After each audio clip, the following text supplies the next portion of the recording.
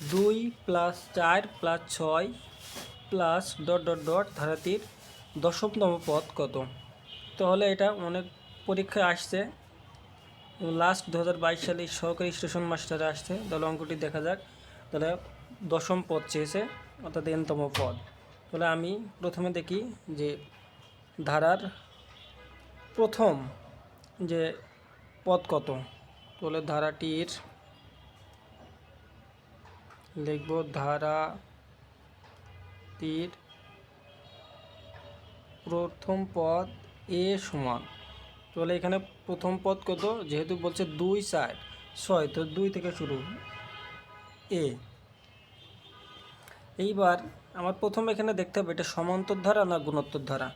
তাহলে আমার 4 থেকে 2 বিয়োগ করব, 6 থেকে 4 বিয়োগ করব, এভাবে বিয়োগ করে যদি একই রকম থাকে তাহলে বুঝবো সেটা সমান্তর ধারা। আর যদি ভাগ করে একই রকম আসে তাহলে গুণোত্তর ধারা। তাহলে আমরা এটা বুঝি সমান্তর ধারা। তাহলে সমান্তর ধারা কী হবে, সাধারণ অন্তর ডি সমান 4 - 2 সমান 2।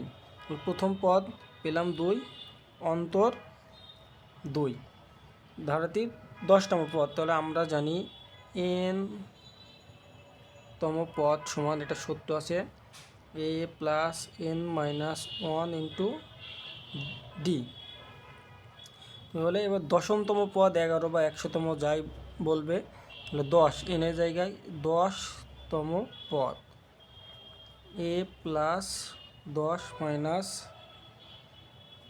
1 ইন্টু ডি। এ এর মান আছে যে 2 প্লাস 10 মাইনাস 1, ডি ডি এর মান আছে 2।